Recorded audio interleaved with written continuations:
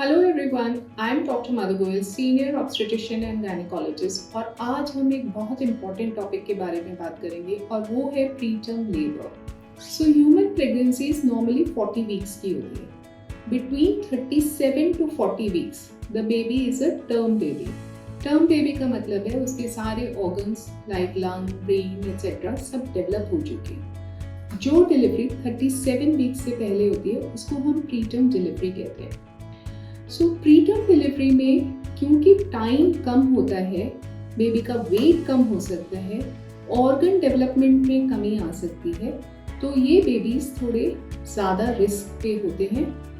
क्या रिस्क है ये हम थोड़ी देर बाद बात करेंगे। अभी के लिए हम ये समझते हैं कि द गेस्टेशनल एज मैटर्स, मतलब प्री टर्म है पर कितना प्री टर्म है ये भी मैटर करता है।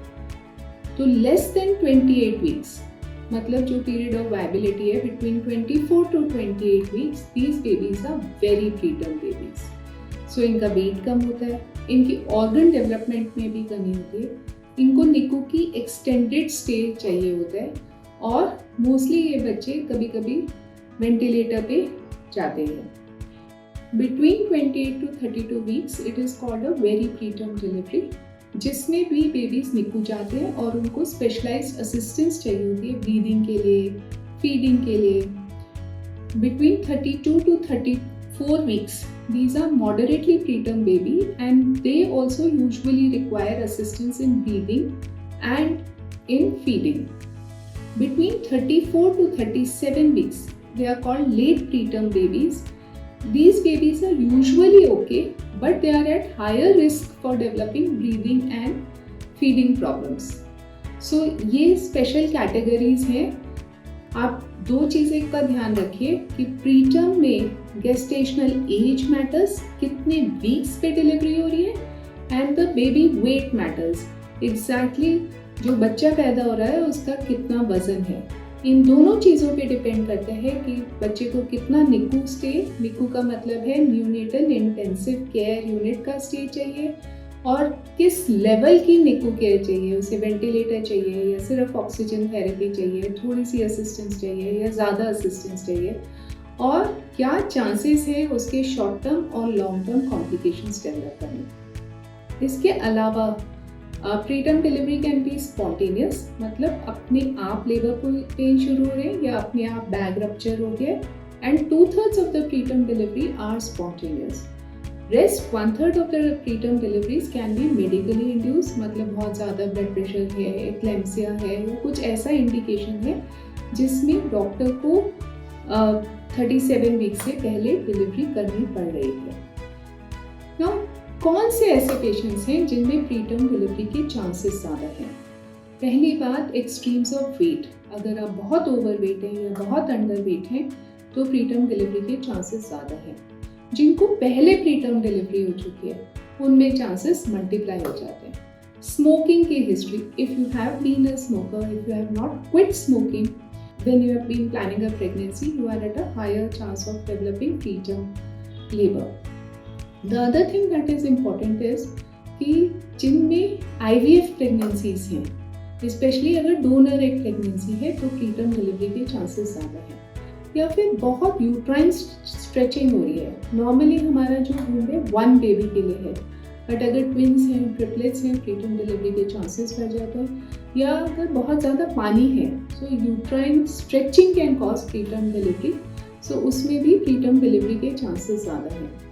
इसके अलावा अगर आपको इन्फेक्शन हो जाता है प्रेगनेंसी में, यूरिन इन्फेक्शन है या वेजाइनल इन्फेक्शन है जो कि अनट्रीटेड रह जाता है, that can also cause preterm labour. अगर कोई प्रॉब्लम है, diabetes, high blood pressure, kidney disease, तब भी प्रीटर्म डिलीवरी के चांसेस ज़्यादा हैं। अगर 2 प्रेगनेंसीज के बीच में interval is less than 6 months, मतलब 6 मंथ से पहले ही सेकेंड प्रेगनेंसी हो गई हो, then also chances of preterm labour increase. And another important thing is of course nutrition. अगर पुअर मेटर्नल न्यूट्रिशन है बिफोर प्रेगनेंसी या during pregnancy, all of these factors will increase the chances of preterm delivery. So if you have any of these risk factors, you should be aware of them. और normally इन patients में हम prevention के लिए we do different things. Like कई बार हम progesterone पे डालते हैं। प्रोजेस्ट्रॉन इज अ हार्मोन जो प्रेगनेंसी सपोर्ट करता है।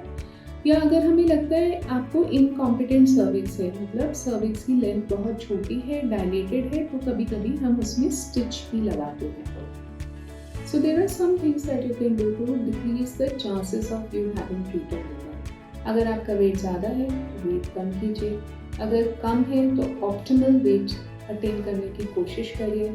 स्ट्रेस मत लीजिए, because stress is a known thing which can trigger preterm labor. The other thing is interval of pregnancy. Between two pregnancies at least 18 months to 2 years का gap होना चाहिए। Nutrition अच्छा होना चाहिए। आप ensure that you have very good food before you get pregnant, and maternal nutrition during pregnancy is extremely important.